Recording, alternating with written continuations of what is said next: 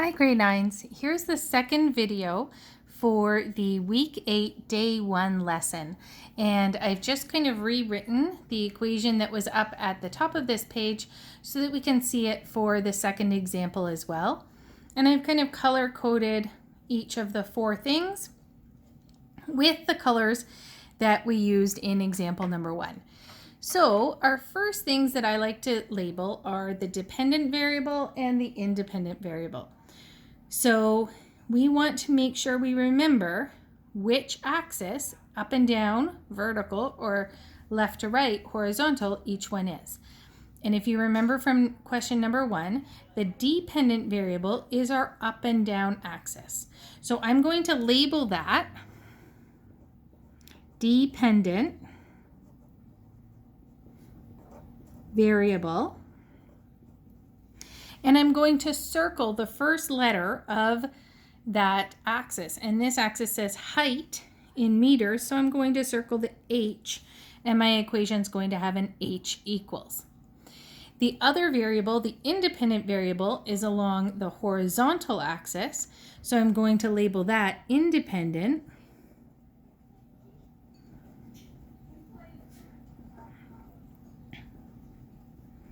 You guys can use a short form if you want, put DV and IV maybe. And then I'm going to circle the first letter of that, which is a T for time. So I have my dependent variable is H for height, and my independent variable is T for time. The next step that I did in these types of questions was to find the rate of change. And if you remember from number 1, we looked at the rise and the run and found each one of those by subtraction. Now, we counted the rise and run by our rate triangle. So that triangle that was formed with blue dotted lines was how we found the rise and the run. But in this case, I don't have a rate triangle drawn in. So for the first 4 homework questions, you guys will have the rate triangle. I'm just going to slide it down and show you. You will have this triangle drawn in. And then for the second 4 questions in homework, you're going to have to draw that in yourself. And what I want you guys to do when looking for points to use in your rate triangle is to look for points that are at a T. So at a point where the two axes cross the horizontal and the vertical. So if I look along this line, I'm just going to kind of highlight all of the points that are there. So I have a point here. That one would be a good one to use in a rate triangle because it's at the intersection. Then I have a point here. This one is not one that I would use in a rate triangle because it's not at the middle. It's not where the 2 lines cross. It's kind of halfway up and down there. So it's hard to estimate. I've got another point here. That's a good one to use in the rate triangle because I know I have that is at the intersection of those 2. Another point here. I'm not going to use that one. See how it's halfway up and down that square? I'm not going to use that. And then this one. So we need to pick 2 of these points, and I wouldn't use this one and I wouldn't use this one because they're not at a T. I'm going to choose this point here and this point here, and I'm going to make my rate triangle with a highlighter there, and then we will find the rise and the run from that triangle. So the first one, remember that the rise is up and down. So here we've got it goes from 230. These numbers might be kind of small for you to see, but they are on the Google Doc as well. So if I look across from this point over here on the left axis, it says 230. And then from the bottom here, so this vertical line is my rise. And from the bottom, it says 210. So what I want to figure out is how far up and down is this line if it goes from 210 to 230. So I'm going to do that with subtraction. So rise is 230 minus 210. Got a little bit squished in there, sorry.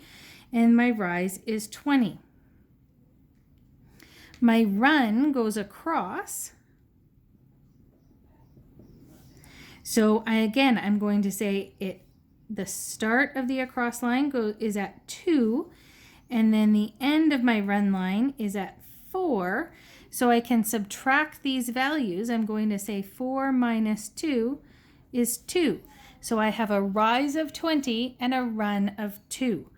I'm going to use that same rate of change equation from last week, which is rise over run. So I'm going to put in the rise is 20 and the run is 2 and then divide.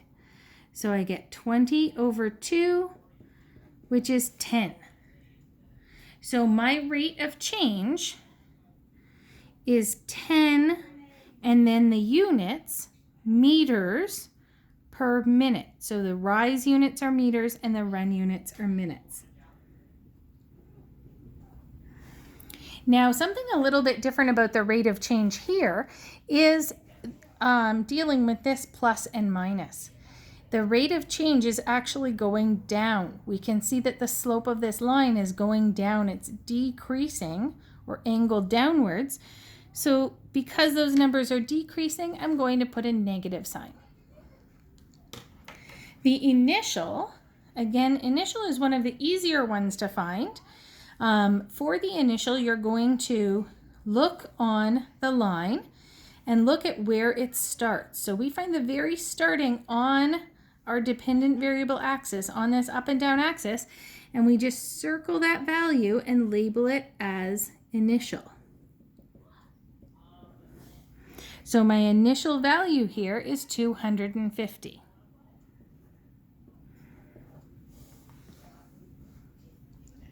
Then we need to put this all together to make our equation. So we have dependent variable, which is my h, and I'm going to color code this again, even though you guys really don't have to, but if it helps you. So I have h equals, and then I do initial. My initial here is 250. And then I have to choose plus or minus. Is the line going up or down? It's going down. So I put minus, then the rate of change, 10. So it's going down by 10. So that's negative 10. And then I multiply that by the independent variable, which was my t for time.